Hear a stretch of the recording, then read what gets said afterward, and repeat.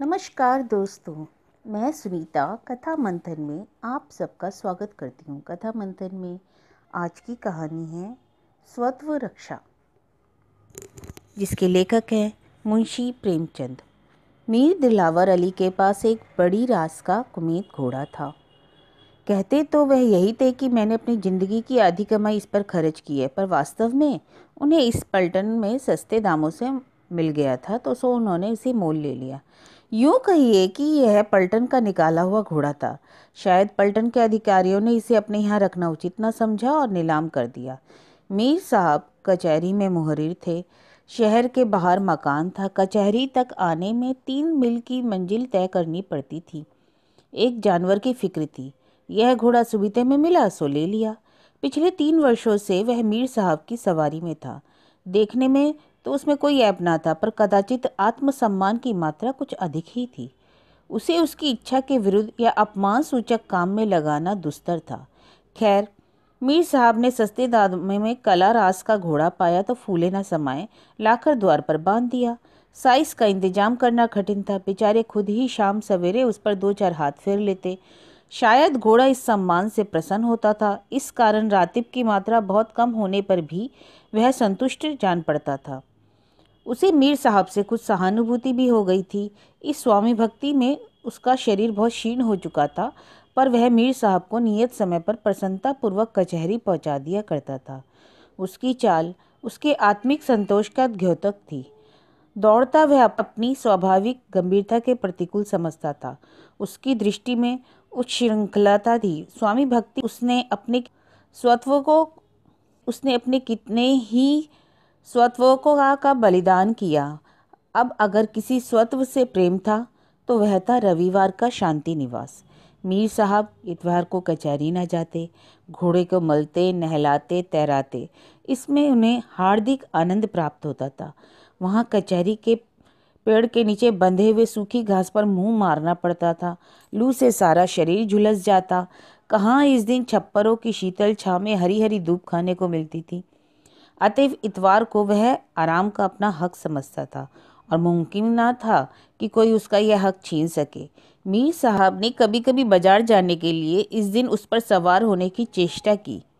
इस उद्योग में उन्होंने बुरी तरह मुंह की खाई। घोड़े ने मुंह में लगाम तक न ली। अंत को मीर साहब ने अपनी हार स्वीकार कर ली और वह उसके आत्मसम्मान को आघात पहुंचाकर अपने अवयवों की परीक्षा में न डालना चाहते थे। मीर साहब के पड़ोस में एक मुंशी सौदागर लाल रहते थे। उनका भी कचहरी से कुछ संबंध था। वह मुहर्रिर ना थे, कर्मचारी भी ना थे, पर किसी ने कभी कुछ लिखते पढ़ते ना देखा था। पर उनका वकीलों और मुख्तारों के समाज में बड़ा मान था। मीर साहब से उनकी दांत कटी रोटी थी। जेठ का महीना था। बारातों की धूम थी। बाजे वाले सीधे मुंह बात भी ना करते थे। आतिशबाजी के द्वार पर गरज के बावले लोग चरखी की भांति चक्कर लगाते थे। भाड़ और कथक लोगों को उंगलियों पर नाचते थे। पालकी के कहार पत्थर के देवता बने हुए थे। भेंट लेकर भी ना पसीजते थे। इसी सहलोग की धूम में मुंशी जी ने भी अपने लड़के का विवाह करने का ठाना। दबाव वाले आदमी थे। धीरे धीरे बारात का सब सामान जुटा तो लिया, पर पालकी का प्रबंध ना कर सके। कहारों ने ऐन वक्त पर बयाना लौटा दिया। मुंशी जी बहुत गर्म पड़े। हर जाने की भी धमकी देने लगे, पर कुछ फल ना हुआ।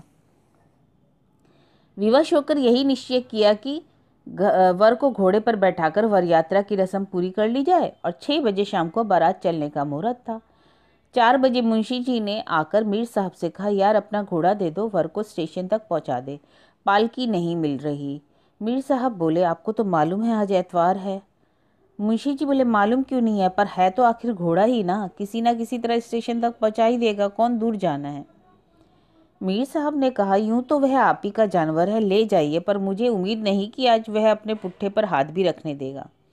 अजी मार के आगे तो भूख नाचता है। आप डरते हैं इसलिए आपसे बदमाशी करता है। बच्चा पीठ पर बैठ जाएगा तो कितना ही उछले कूदे, पर उन्हें हिला ना सकेगा। मीर साहब बोले, अच्छी बात है, जाइए, और अगर उसकी यह जिद आप लोगों ने तोड़ दी तो मैं भी आपका बड़ा एहसानमंद रहूंगा।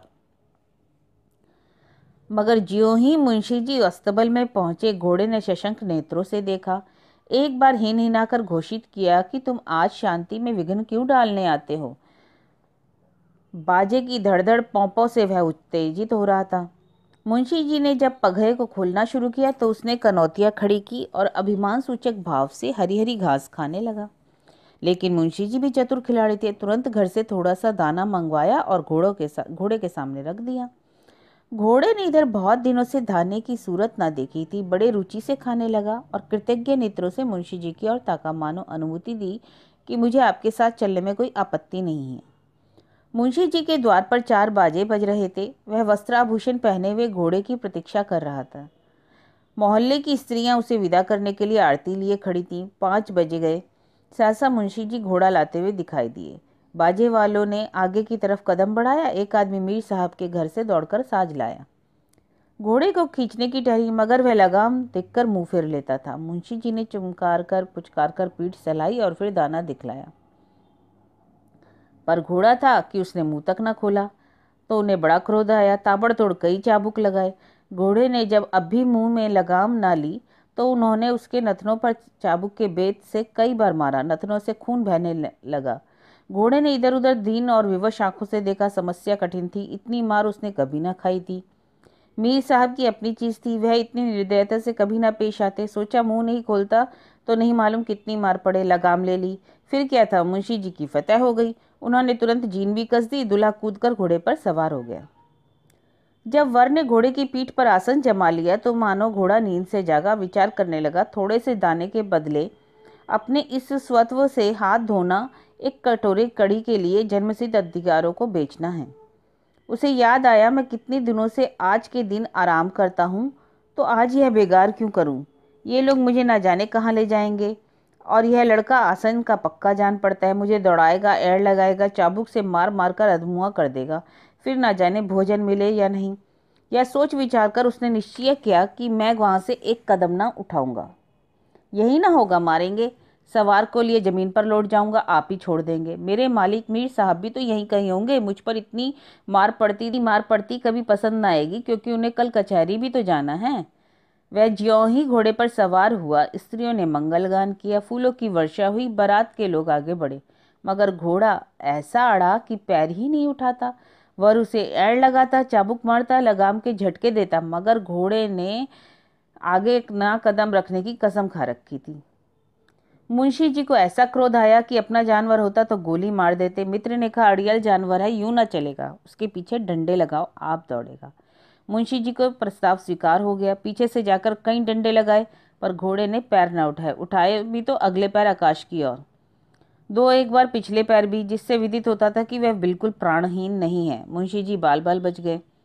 तब दूसरे मित्र ने कहा, इसकी पूंछ के पास एक जलता हुआ कुंदा जलाओ, आंच के डर से भागेगा। प्रस्ताव स्वीकृत हुआ। फल यह हुआ कि घोड़े की पूंछ जल गई। वह 2-3 बार उछला कूदा और आगे ना बढ़ा। पक्का सत्याग्रही था। इतने में सूर्यास्त होने लगा। पंडित जी ने कहा, जल्दी कीजिए, नहीं तो मुहूर्त टल जाएगा। लेकिन अपने वश की बात थी क्या, जल्दी कैसे होती। बाराती लोग गांव के बाहर जा पहुंचे। वहां स्त्री और बालकों का मेला लग गया। लोग कहने लगे, कैसा घोड़ा है कि पग ही नहीं उठाता। एक अनुभवी महाशय ने कहा, मारपीट से काम ना चलेगा, थोड़ा सा दाना मंगवाइए। एक आदमी इसके सामने दाना दिखाता हुआ चले, दाने के लालच में खटखट चल जाएगा। मुंशी जी ने यह उपाय भी करके देखा, पर सफल मनोरथ ना हुए। घोड़ा अपने स्वत्व को किसी दाम पर नहीं बेचना चाहता था। एक महाशय ने कहा, इसे थोड़ी सी शराब पिला दीजिए, नशे में आकर खूब चौकड़ियां भरेगा। शराब की बोतल आई, एक तसले में उड़ेल दी, पर घोड़े के सामने रखी, पर उसने सूंघी तक नहीं। अब क्या हो। चिराग जल गए, मुहूर्त टल चुका था।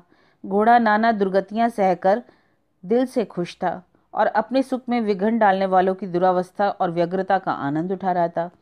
उसे इस समय इन लोगों की प्रयत्नशीलता पर एक दार्शनिक आनंद प्राप्त हो रहा था। देखें भाई, आप लोग अब क्या करते हैं। जानता था कि अब मार खाने की संभावना नहीं है। लोग जान गए हैं कि मारना व्यर्थ है। यह केवल अपनी सुयुक्तियों की विवेचना कर रहा था। 5वें सज्जन ने कहा, अब एक ही तरकीब और है। वह जो खेत में खाद फेंकने की जो पहिया गाड़ी होती है ना, उसे घोड़े के सामने लाकर रखिए। इसके दोनों अगले पैर उसमें रख दिए जाएं और हम लोग गाड़ी को खींचें। तब तो जरूरी इसके पैर उठ जाएंगे। अगले पैर आगे बढ़े तो पिछले पैर भी झक मार के उठेंगे। घोड़ा चल निकलेगा। मुंशी जी डूब रहे थे। तिनका काफी था। दो आदमी गए, दो पहिया गाड़ी निकाल लाए। वर ने लगाम तानी, 4-5 आदमी घोड़े के पास डंडा लेकर खड़े हो गए। दो आदमियों ने उसके अगले पांव जबरदस्ती उठाकर गाड़ी पर रखे। घोड़ा अभी तक यह समझ रहा था कि मैं यह उपाय भी न चलने दूंगा, लेकिन जब गाड़ी चली तो उसके पिछले पैर आप ही आप उठ गए। उसे ऐसा जान पड़ा मानो पानी में बहा जा रहा हो। कितना ही चाहता कि पैर जमा लूं, पर कुछ अकल काम न करती। चारों ओर शोर मच गया, चला चला, तालियां बजने पड़ी। लोग ठट्टे मार मार कर हंसने लगे। घोड़े को यह उपहास और अपमानजनक महसूस हुआ, पर करता क्या। हाँ, उसने धैर्य नहीं छोड़ा। मन में सोचा, इस तरह कहाँ तक ले जाएंगे। ज्यों ही गाड़ी रुकेगी मैं भी रुक जाऊंगा। मुझसे बड़ी भूल हुई, मुझे गाड़ी पर पैर ही नहीं रखना चाहिए था। अंत में वही हुआ जो उसने सोचा था। किसी तरह लोगों ने 100 कदम तक गाड़ी खींची, आगे ना खींच सके। 100-200 कदम ही खींचना होता तो शायद लोगों की हिम्मत बन जाती, पर स्टेशन पूरे 3 मील पर था। इतनी दूर घोड़े को खींच कर ले जाना दुष्कर था। ज्यों ही गाड़ी रुकी, घोड़ा भी रुक गया। वर ने फिर लगाम को झटके दिए, ऐड लगाई, चाबुकों की वर्षा कर दी, पर घोड़े ने अपनी टेक न छोड़ी। उसके नथुनों से खून निकल रहा था, चाबुकों से सारा शरीर छिल गया था और पिछले पैरों पे घाव भी हो गए थे, पर वह दृढ़ प्रतिज्ञा घोड़ा अपनी आन पर अड़ा रहा। पुरोहित ने कहा, 8 बज गए, मुहूर्त टल गया। दीन दुर्बल घोड़े ने मैदान मार लिया। मुंशी जी क्रोधित होकर रो पड़े।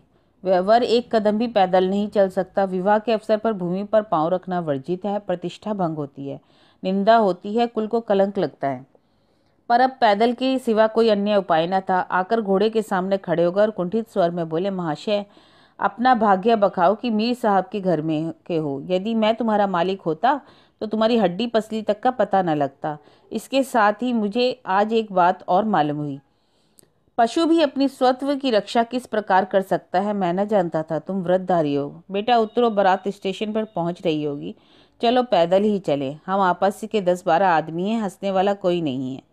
ये रंगीन कपड़े उतार दो, रास्ते में लोग हंसेंगे कि पाँव पाँव बिहाए जाते हैं। चल बे अड़ियल घोड़े, तुझे मीर साहब के हवाले कर दूं। यह कहकर मुंशी जी ने हाथ जोड़ लिए।